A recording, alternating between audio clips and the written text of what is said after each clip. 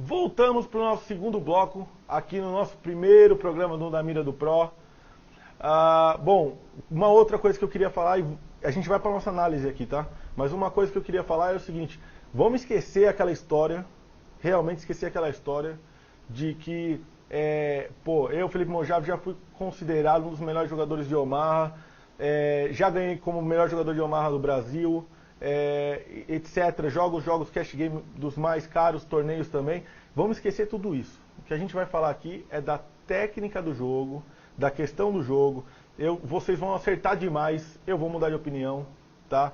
Vocês vão errar, eu vou corrigir e vou falar qual que é a melhor ação. É isso, a ideia do nosso programa realmente é essa, é que a gente aprenda juntos aqui, tá? E que eu passe realmente tudo que eu sei aqui para vocês praticarem mais o Omaha, popularizarem a nossa modalidade, tá? E forrarem, né? Lucrar cada vez mais. Bom, então vamos começar aqui a nossa análise. Esse Hand History foi enviado por um jogador profissional de pôquer do Rio Grande do Sul, chamado Renan Bruschi, tá? Ele é um cara conhecido aí no nosso meio, tá? Queria já de antemão agradecer o Renan, tá? Por ter enviado seu Hand History, tá? Eu também, legal ter selecionado um jogador de seu nível já para o nosso primeiro programa, tá?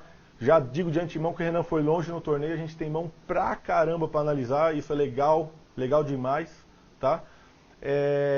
E eu, basicamente, o que eu faço? Eu já parto para análise aqui e não tento rever mão, etc, tal, antes do programa, justamente para parecer uma coisa natural, tá? Para a gente realmente discutir aqui exatamente o que tá rolando aqui na essência do poker, tá bom?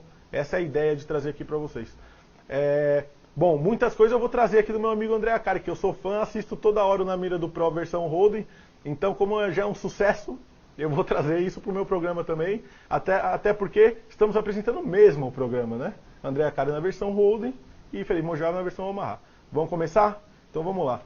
Renan acabou começando o torneio aqui, esse torneio é o 22 regular do PokerStars, tá bom? Para quem procura ação de Omaha, de torneios na internet, realmente PokerStars hoje é a melhor opção, tá?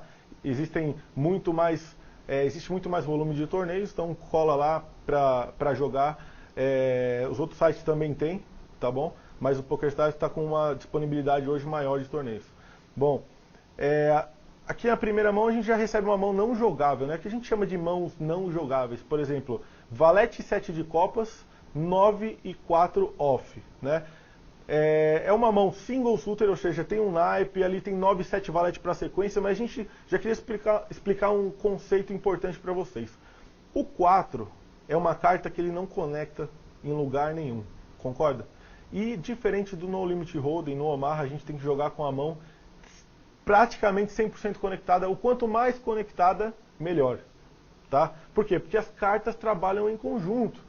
Tá? Uma outra grande diferença que eu quis deixar para falar aqui para vocês é que todo mundo sabe disso e eu vou reforçar. A gente joga com 2 cartas no Omaha, apesar de a gente ter 4 na mão, certo?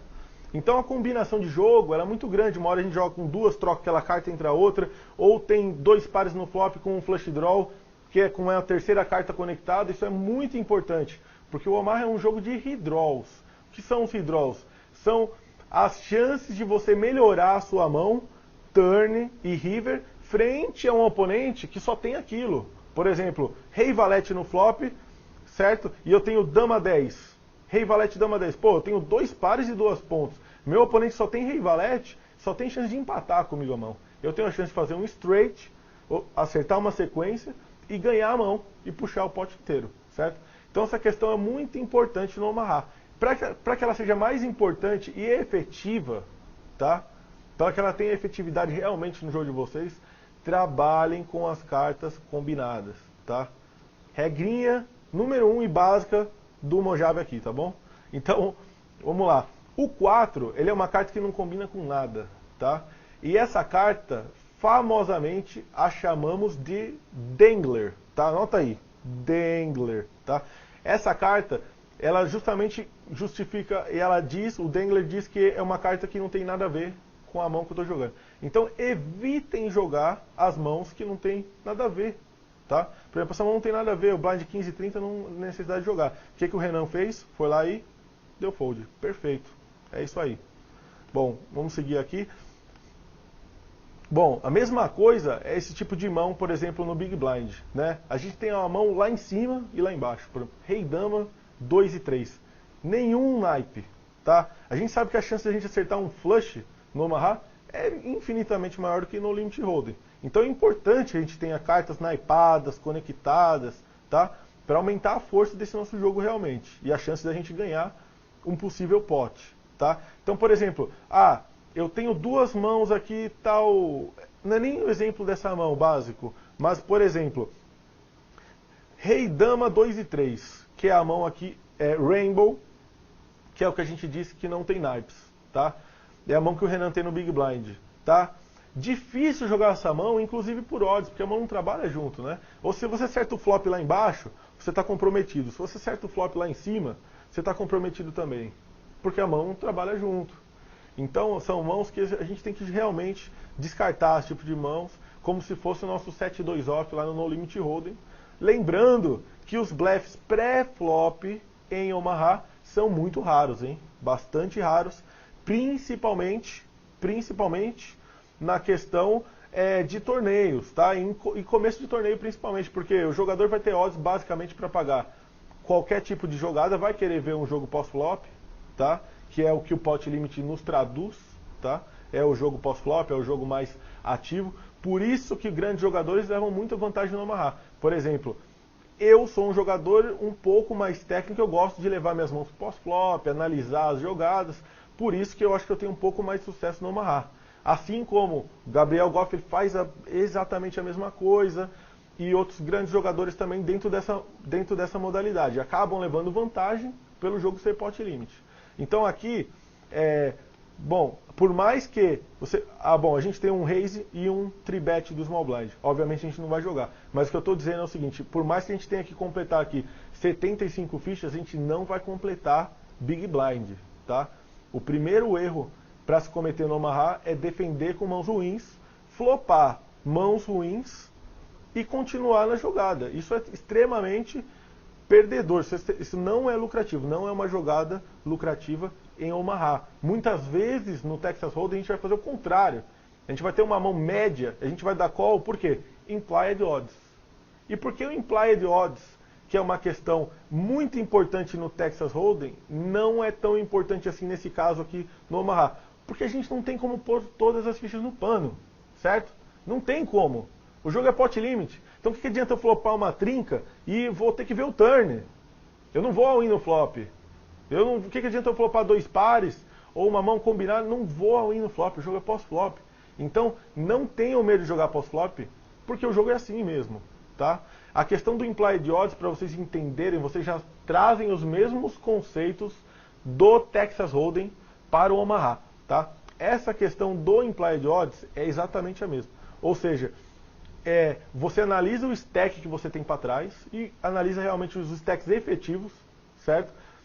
Pela quantidade de big blinds e analisa se realmente vale a pena você dar aquele call, se ele é lucrativo ou não, pela quantidade de fichas que você tem. Por exemplo, se você tiver 10 para uma questão de 10 big blinds, que adianta você dar um call para acertar uma trinca? Tá errado, certo? Se você tiver 20, 25 big blinds, beleza. O conceito é basicamente o mesmo, só que com menos efetividade, porque o Omaha é um jogo pós-flop. Beleza? Vamos passar aqui para a próxima mão.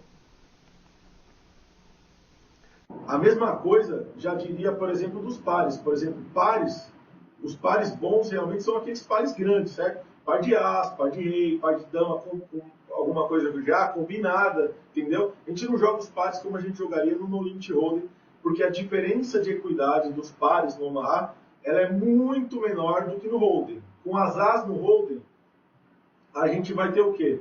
Vai ter uma massiva vantagem de 86% de ganhar qualquer mão contra random range, ou seja, contra um range desconhecido. A gente vai ganhar 86% das vezes, né? Jogando heads up. Ou seja, com par de as, existem muitas mãos que vão ter o quê? Uma diferença, uma chance, uma equidade, tá? De ganhar contra a nossa mão de 40%. Ou mais, dependendo se o nosso par de as não está bem acompanhado. Então, ou seja, vale a pena realmente colocar todas as fichas pré-flop numa mão dessa? Às vezes não. A gente tem que analisar realmente a situação dentro do torneio, para saber se vale a pena ou não. Então é isso trazendo para os pares médios. Por exemplo, o par de 10 joga bem? Não joga bem. A gente não tem nada aqui. A gente tem um par de 10 com 9, 10 e 9 de espada, 10 e 4 off. Tá? Mas a gente tem um par e o 9 e 10 conectado, ainda não é essa mão que a gente está buscando para jogar, principalmente fora de posição do small blind. Tá? Então essa mão, o que eu digo é o seguinte, se rodar em fold, eu já digo para vocês que roda em fold e folda, nem completa o blind. Tá? E é justamente o que o Renan faz aqui. É isso aí, Renan. Eu já sei disso, já dei uma olhada e sei que você realmente tem o conceito do jogo. Você sabe conceitualmente como é que o jogo funciona e é isso que a gente tem que aprender, beleza? Aqui, por exemplo, igual 3 cartas lá em cima, Rei, Valete, 10 e 2, com 3 cartas de copas. Também não é aquela mão que a gente está procurando, porque o 2 é o Dangler, tá? Mas o 2 deixaria de ser Dangler, por exemplo, se fosse um 2 de espadas. Aí a gente teria um Rei, Valete, 10 e 2, Double Suited, certo? Que seria uma mão bastante valiosa do botão, tá? Mas não é o caso. O Dangler, além de ser uma carta ruim, que é uma carta que não conecta com nada, ainda é de copas para ter 3 cartas na mão. A gente sabe que não adianta bater 2 cartas de copas no flop, a gente ter 3 de copas na mão, a gente não faz flush, certo? A gente precisa ter 3 cartas de copas na mesa e isso fica comprometido. A gente tem um out a menos porque tem 3 cartas de copas na mão. Salvo exceções, quando a gente está jogando short-handed, ou seja, com poucos jogadores, ou heads-up, que essa mão de heads-up a gente vai jogar a mão, obviamente, com uma oponente heads-up tem grande chance de receber uma mão pior que essa. Porém, a gente está jogando um torneio, tá? E blind de baixo, a gente tem condição de escolher as mãos que a gente vai jogar e como a gente vai impor o nosso ritmo de jogo. E é o ritmo de jogo que vai ditar no Omaha se você é um cara muito bom ou se você não é, tá? Porque o Omaha não para, é um jogo dinâmico. E para continuar dentro dessa história do jogo dinâmico, estaremos no próximo bloco, bloco 3, continuando a análise aqui da Hand History do Renan Bruschi, Internet 93 Off, ali no PokerStars, beleza? Até já!